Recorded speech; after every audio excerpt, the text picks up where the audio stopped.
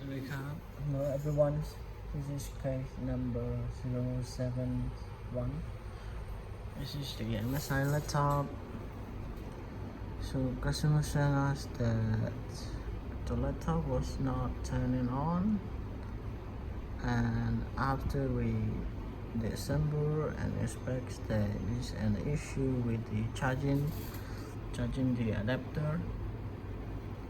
That was the trace was broken, so we fixed the charging port for customer, and now the power the laptop able to power on as user. So I'll let you know if you have the laptop that's not turning on.